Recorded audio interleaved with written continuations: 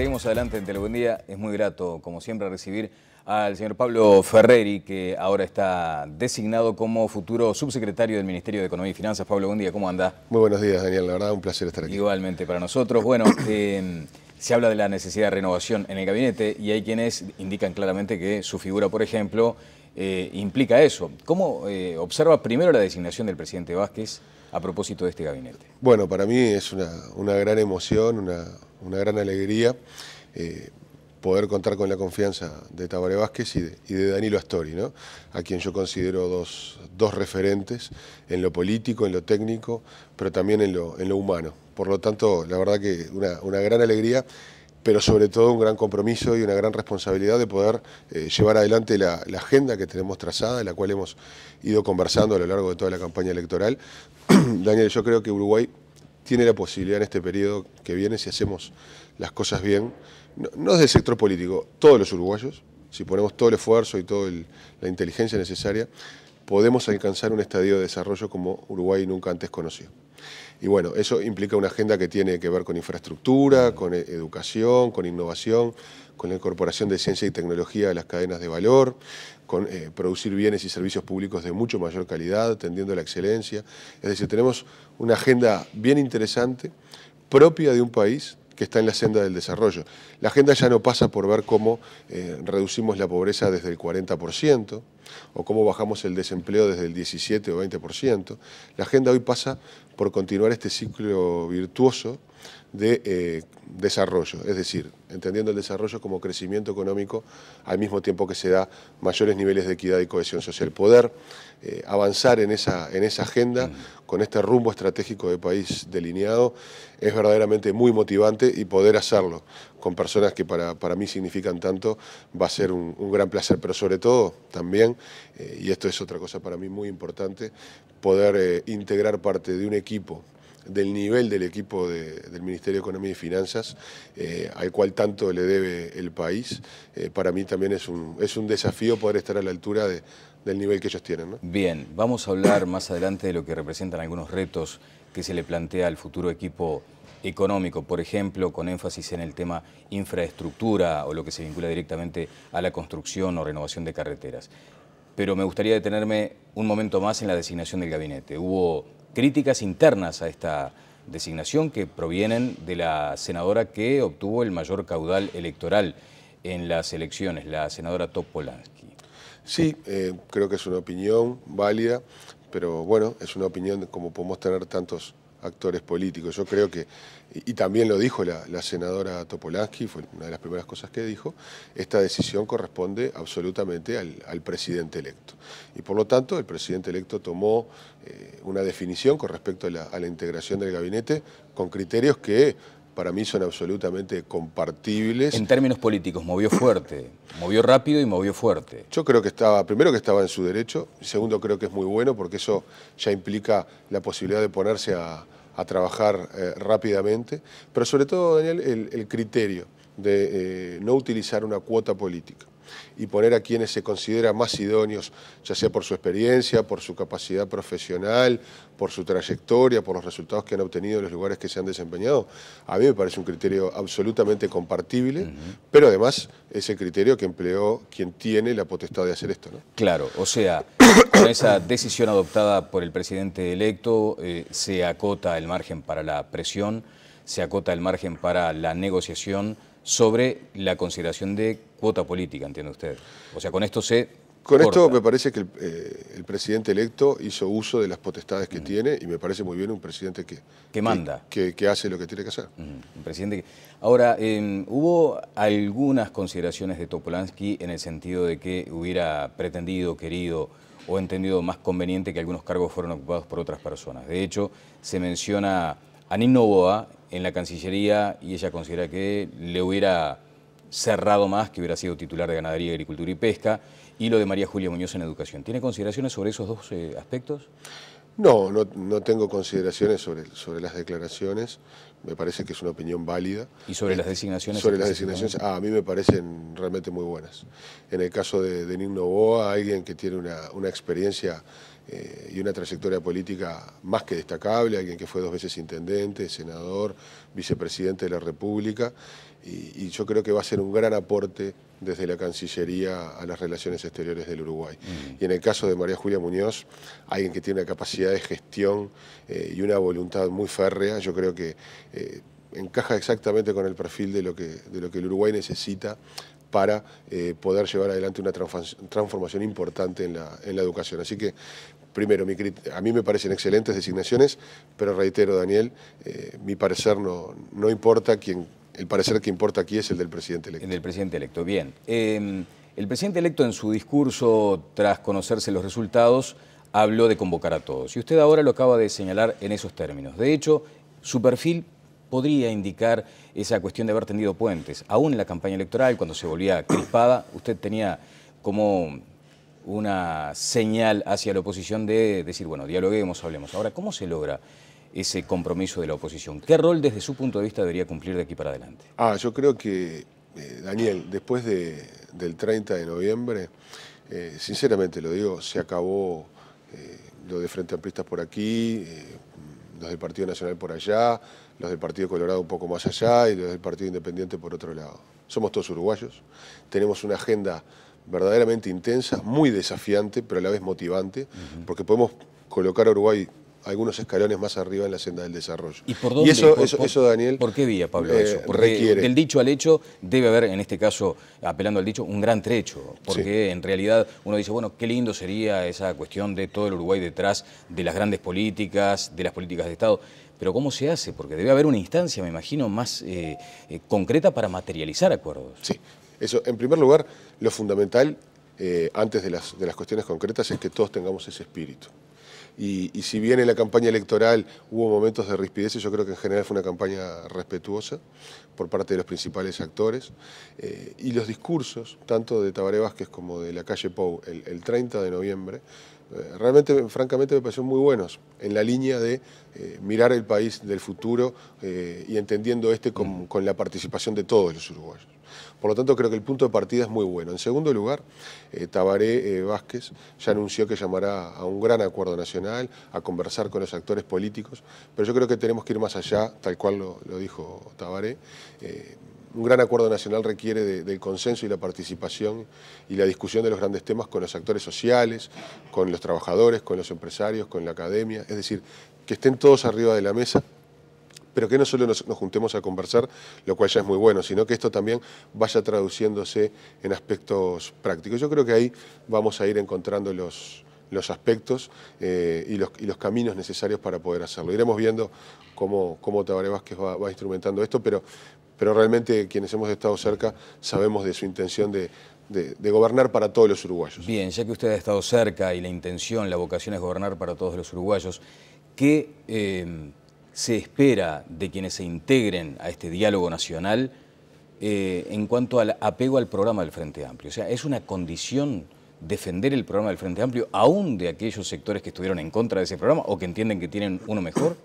No, a ver, yo creo, primero que nada, el programa del Frente Amplio obtuvo un gran respaldo popular, ¿no? Por tercera vez consecutiva, el Frente Amplio obtiene mayorías parlamentarias, es la fuerza política más votada, con gran diferencia en puntos sobre la segunda.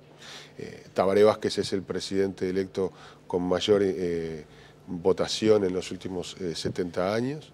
Por lo tanto... la agenda es esa. Esa es la agenda de base que fue la que votó la ciudadanía.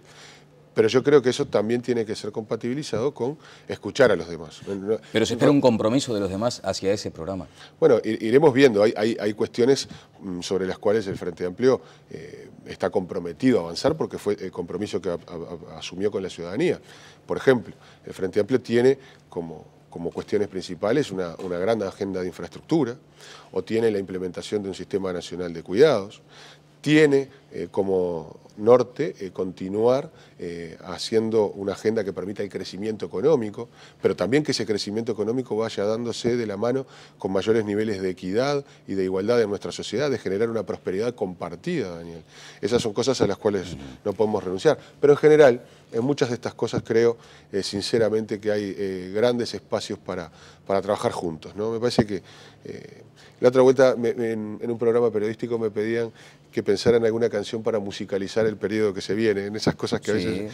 Y yo creo que hay que apelar a la canción de Jaime Ross, Vamos arriba a la celeste, ¿no? Vamos arriba a la celeste, o sea, todos juntos. Ahora, hay a veces una consideración ciertamente peyorativa respecto a lo que es la distribución de cargos, ¿no? A veces la gente, el ciudadano común y corriente, considera que aquello de la repartija se da en estas circunstancias, cuando se está preparando un futuro elenco de gobierno. Desde su punto de vista, en esa materia, ¿cómo debería articularse una solución para que también se integre la oposición? Bueno, yo creo que, por ejemplo, la intención de Vázquez en su primer gobierno, la intención de Mujica en el segundo periodo de gobierno progresista, marca a las claras que la disposición a la integración de la oposición en diferentes lugares ha estado y han ejercido el rol. Yo creo que hay un doble rol. Por un lado, un rol de control, que creo que es necesario, más allá de que institucionalmente están los organismos necesarios para controlar, pero me parece que es bueno que la oposición esté en esos lugares, pero yo creo que debemos ser más ambiciosos como país. Coyunturalmente hoy el Frente Amplio es gobierno y los otros partidos son oposición, pero creo que con mirada estratégica quienes estén en la oposición no solo tienen el derecho a controlar, sino también, por decirlo de alguna manera, el derecho y el deber de aportar ideas para el mejor del país. Y creo que en eso vamos a estar. Bien, ¿es más complejo el frente interno que el externo para el presidente electo en cuanto a la conformación parlamentaria y a la posibilidad de que una vez más se vuelva a insistir con ese proclamado giro más a la izquierda? No, no creo, Daniel, en absoluto. Tenemos un programa único, los frente amplistas discutimos de frente, a veces de manera áspera, pero con mucha franqueza y mucho compañerismo. Termina eso en una síntesis política, que es el programa del Frente Amplio, programa que está elaborado y pronto desde noviembre del 2013. Por lo tanto, esto nos ha unido y nos ha encolumnado detrás de este proyecto político. Ese programa único es el que vamos a tratar de llevar adelante, por lo cual yo no avisoro problemas internos. Y realmente, de todos los sectores del Frente Amplio hay una gran comunión en avanzar en la senda del desarrollo, por lo cual yo creo que vamos a trabajar más que bien. ¿El programa es una línea de trabajo, es un rumbo que puede ir adaptándose en función de los tiempos que vengan? Bueno, yo creo que hay compromisos políticos realmente fuertes, sí, los cuales no son promesas electorales. Claro, para el Frente Amplio son compromisos. Cuando dice respetaré cada punto y cada coma del programa de gobierno, hay quienes entienden nada más que el programa debe ser como un rumbo, pero que luego puede llegar a prestarse a modificaciones. Ahí es donde muchos advierten la eventualidad de ciertas presiones en la interna del Frente Amplio para modificarlo. A ver, el programa del Frente Amplio es, como te decía, ese programa es el que vamos a llevar adelante, cuenta con el aval de todos los sectores del Frente Amplio. Por supuesto, hay tiempos para ir avanzando en los diferentes aspectos. Y esto es algo que hemos conversado siempre también, hay veces que debemos avanzar lento pero firme para que los avances y sobre todo el bienestar de la gente, porque esto se trata del bienestar de los ciudadanos en definitiva, no tenga marcha atrás. Por lo tanto, el rumbo está trazado, Daniel. Bien. Bueno, se modera el crecimiento, hay allí un déficit fiscal latente, un espacio fiscal acotado y hay que gastar más. ¿Cómo se resuelve esta ecuación? Sí, en primer lugar, como tú decías, la economía va a seguir creciendo a tasas algo menores de lo que ha venido haciéndolo en los últimos años. Pero ese crecimiento está esperado en el entorno del 3%, lo cual es una gran noticia para el Uruguay. El promedio de crecimiento de la economía uruguaya en el siglo XX fue de un 1% del PIB. O sea que estamos diciendo que aún en desaceleración, Daniel, Uruguay va a crecer al triple del promedio del siglo XX. Por lo tanto, es un muy buen número para Uruguay, que además destaca por encima del crecimiento del promedio de la región. Uruguay ha logrado, producto de las políticas públicas aplicadas y del esfuerzo de todos los uruguayos, desengancharse de la región en varios aspectos. Y esto viene a colación de lo que siempre se dice del viento de cola. El viento de cola que fue igual para todos los países de la región, pero hay que saber aprovecharlo con políticas públicas de calidad. Y eso es lo que ha hecho Uruguay. Luego, el déficit fiscal debe ser mirado también en el contexto de otros indicadores, como por ejemplo las reservas que tiene el país, el crecimiento, el perfil de la deuda, el reperfilamiento de la deuda en moneda nacional. Es decir, Uruguay tiene una situación fiscal sólida y sostenible. Ahora bien, esto no implica que debamos relajarnos en el cuidado de las cuentas públicas. El equipo económico que está actualmente en funciones ha tenido un desempeño notable en estos aspectos y en esa senda debemos continuar trabajando. Ningún proyecto de país que tiende al desarrollo o que tiene una agenda para el desarrollo prospera en el desorden. Por lo tanto, el Frente Amplio, como ha sido su rasgo distintivo en estos 2 periodos de gobierno, va a trabajar con rigurosidad y con meticulosidad para tener cuentas públicas ordenadas, que son una base, no son un fin en sí mismo, son una base para poder avanzar en otros aspectos. Sin orden no hay prosperidad. Correcto, pero se advierte un descalce entre los gastos necesarios, entre otros aquellos que compromete el programa del Frente Amplio, y la situación actual desde el punto de vista fiscal. Hay como una suerte de desequilibrio allí. No, bueno, nosotros vamos a trabajar para tener o poder cumplir con varios objetivos. En primer lugar, continuar teniendo la casa en orden. En segundo lugar, la posibilidad de ir moderando el déficit fiscal. Nosotros entendemos que es un déficit absolutamente manejable, pero que es deseable y debemos tomar acciones en esa línea de ir paulatinamente reduciendo. Y en tercer lugar, ver cómo los ingresos pueden continuar creciendo para poder apuntalar estos aspectos. Pero reitero, continuando el círculo virtuoso de crecimiento con equidad, es que vamos a entender estas cuestiones. Y reitero, dando certezas, previsibilidad y confianza en la economía, que es lo que precisamos todos los uruguayos. Concreta la pregunta, ¿por dónde entra más plata a la caja?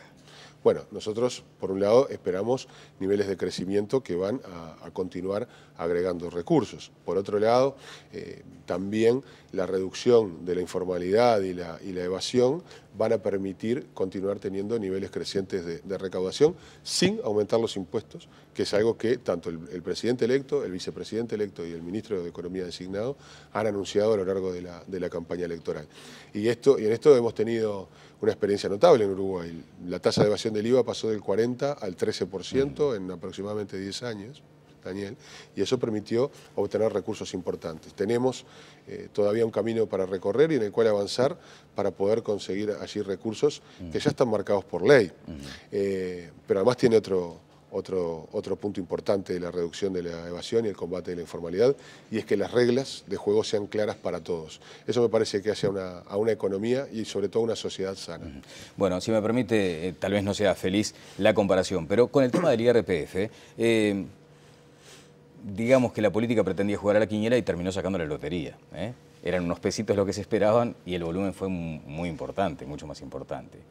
Bueno, en primer lugar... Una precisión sobre eso. No fue un juego de azar, fue algo muy pensado, muy meditado. Digo para que la gente comprenda la idea, ¿no? O sea, ustedes esperaban determinado monto que vendría a resolver una cantidad de problemas y obtuvieron uno bastante superior. Y eso, Daniel, permitió poder avanzar y ser más ambicioso en cuestiones que hacen al apuntalamiento de nuestra sociedad.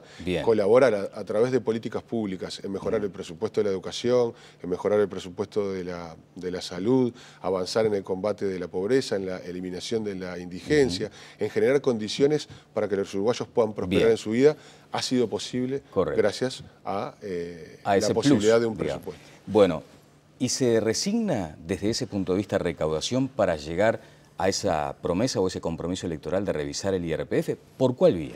Bueno, en primer lugar, las medidas que fueron anunciadas en su momento tienen que ver, por ejemplo, con el desenganche del aguinaldo y el salario vacacional a la hora del cómputo del IRPF anual. O sea, en 2015, digamos, cuando lleguemos a esas instancias, ya va a aplicarse esta medida. Bueno, eso lo vamos a ir definiendo en las próximas semanas, mientras vayamos trabajando, y el ministro de Economía y Finanzas, Daniel Astori, será el encargado de anunciarlo.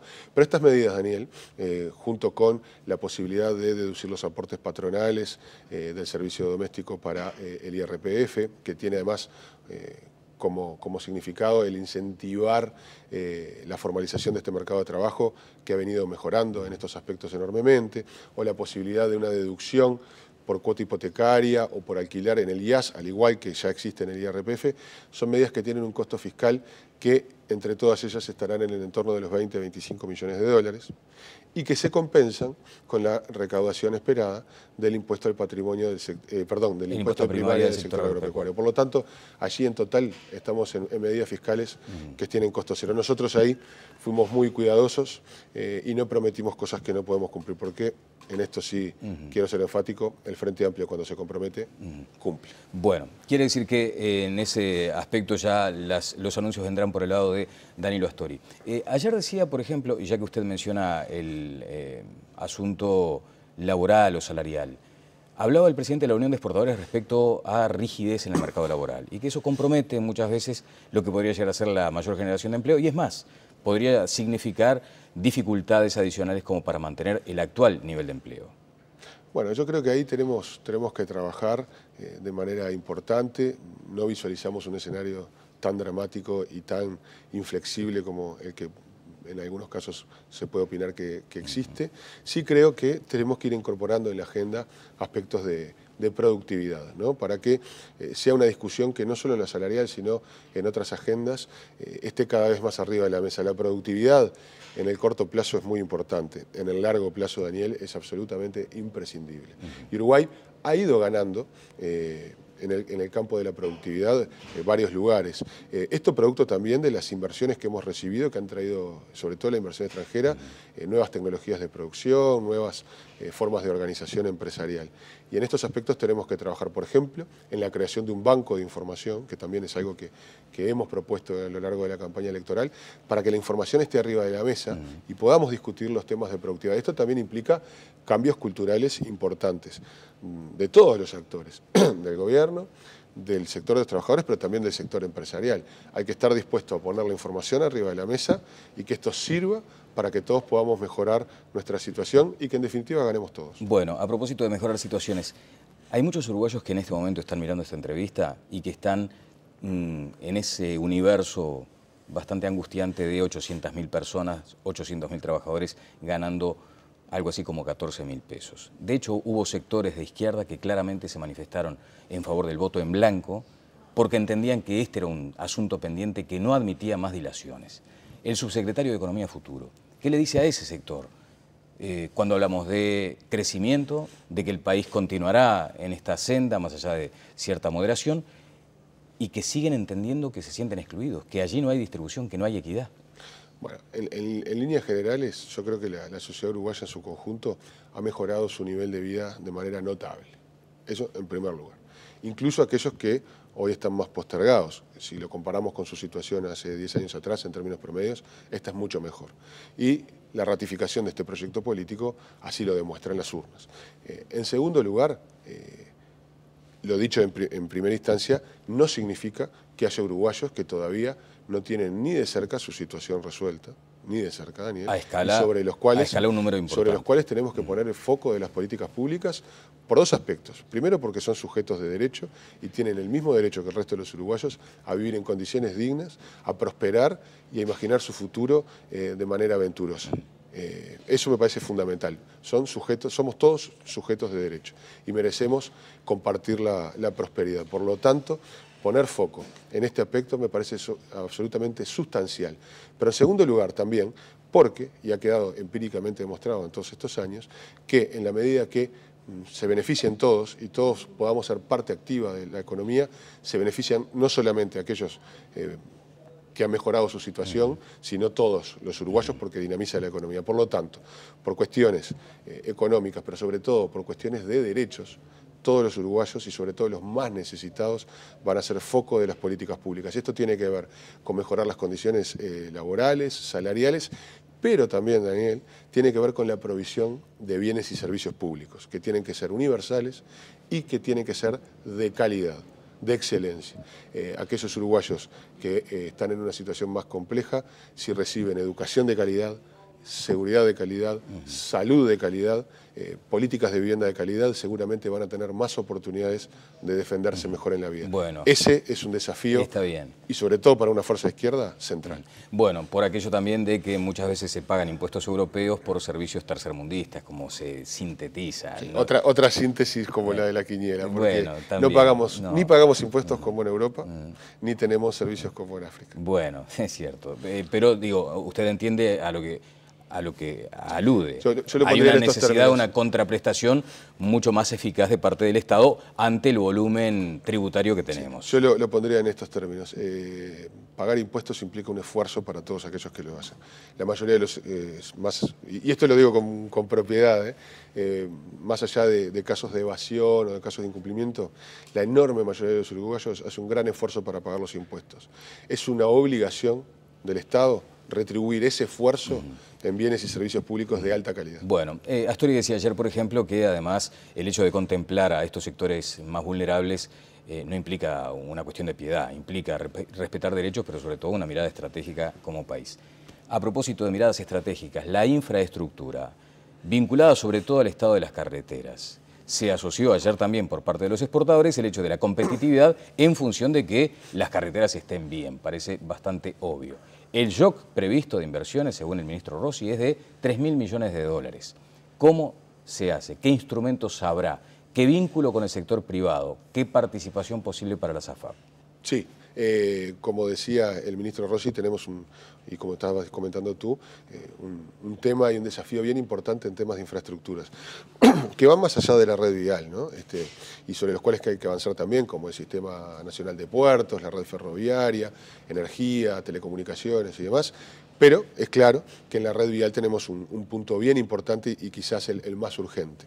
Y en este aspecto, un comentario inicial sobre el cual se desprenden los siguientes. Esos volúmenes de recursos no pueden ser financiados solamente con fondos públicos, no alcanza. Por lo tanto, ahí tenemos que poner mucha imaginación, mucha creatividad, pero sobre todo mucha inteligencia para ver de qué manera esto se puede financiar. Y ahí hay diversos caminos.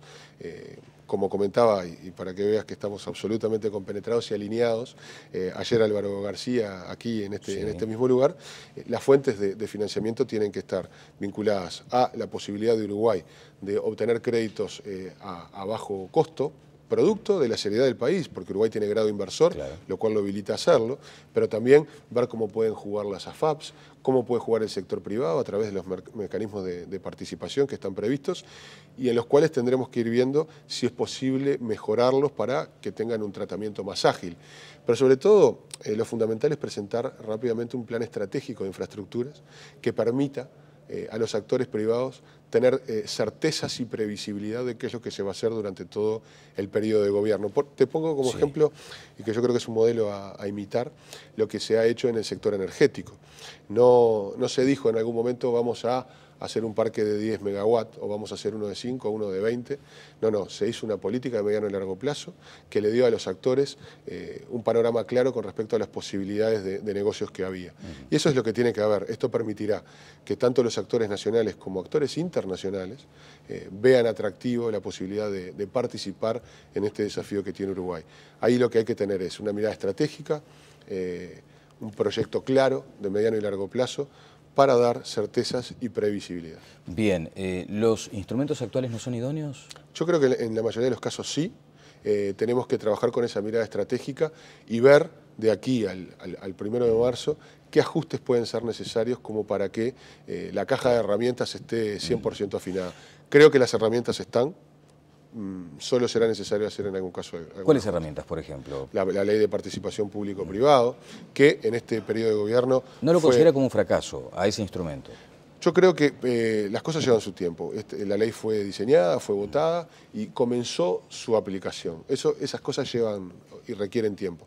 Ahora ya tenemos la ley vigente. Estamos teniendo las primeras experiencias con la utilización de esta herramienta, lo cual nos va a permitir tomar las consideraciones del caso para ver si es necesario ajustarla. Partimos de una base bastante más adelantada de lo que ocurría en el periodo pasado. Bien, ayer... Hay que apretar el acelerador. Hay que apretar el acelerador. Bueno, de hecho, usted mencionaba en la entrevista que le realicé ayer a Álvaro García, y le consultaba respecto a eso, esa afirmación de que el que usa paga. ¿Allí hay margen como para recaudar por esa vía? Bueno, eso lo vamos a ir viendo. Terminamos el 30 de noviembre el ciclo electoral, el martes Tabaré en el ciclo de gabinete. Nos quedan, Daniel, 3 meses de pocas vacaciones veraniegas y de muchísimo trabajo. Y ¿sabes qué? Estamos muy contentos porque eso va a redundar en beneficio de todos los uruguayos si sale bien. Bueno, esperemos a eso, no nos queremos anticipar. Finalmente, regionalismo abierto. Entendido como la necesidad de ir más allá de la región, pedirle permiso a los socios, pero en realidad decir, bueno, si no nos dan las posibilidades, iremos por las nuestras. ¿Es esa la síntesis? Bueno, Uruguay tiene que apostar primero al Mercosur, porque es el barrio, es la región en la que estamos. Que no nos ha tratado bien. Que no ha funcionado de la mejor manera. Queremos más Mercosur, pero también queremos mejor Mercosur. Sobre todo porque necesitamos continuar colocando la producción que tiene más valor agregado, que en términos generales es colocada en la región. Pero también un país de las características de Uruguay, por su reducida dimensión, necesariamente tiene que ser un país abierto al mundo. Y todas sus acciones en materia de inserción internacional tienen que estar orientadas a abrir cada vez más mercados y con más facilidades de acceso. Por lo tanto... ¿Con el Mercosur o a pesar del Mercosur? Con el Mercosur y teniendo la posibilidad de generar acuerdos con otros bloques, como por ejemplo está haciendo el propio Mercosur con la Unión Europea, y ver qué otras posibilidades hay. En eso yo creo que, y ahí vuelvo al inicio de la entrevista, creo que Nick Noboa va a dar una mano grande en estas cuestiones. Ya marcó la cancha, ¿no? De hecho lo llamó Timerman y se van a reunir los cancilleres actuales con el futuro, porque dijo claramente, bueno, acá les doy si me dan, o una cosa similar. En fin. Ya estamos todos trabajando en nuestras respectivas áreas, haciendo honor al eslogan de campaña, Uruguay no se detiene. Uruguay no se detiene. Tuvieron que cambiar aquel otro, ¿no? El del principio, el vamos bien. Fueron etapas de la campaña, y esto es bien interesante verlo, y yo creo que Invernicia hizo una gran campaña, porque no hay que ver los pedacitos de la película, sino que hay que ver la película en su conjunta. Salió muy bien y los resultados están a la vista. Muy bien. ¿La transición será relativamente fácil en economía? En economía hay un equipo que yo, siendo respetuoso de todos los demás, creo que es el Dream Team. Y ese equipo al cual tanto le deben los uruguayos va a ser el que va a seguir manejando las cuestiones en el área económica. ¿Algunos de ellos van a quedar integrados al gabinete de economía, digamos? Van a ser todos parte del equipo, sin dudas. Sería un despropósito que gente de tan alto nivel no participe, al contrario. Para mí el desafío está en estar a la altura de ese equipo. Muchas gracias. Ha sido un placer, como siempre. Pablo Ferreri estuvo con nosotros, el futuro viceministro de Economía y Finanzas. Pausa y seguimos adelante en Telemundo.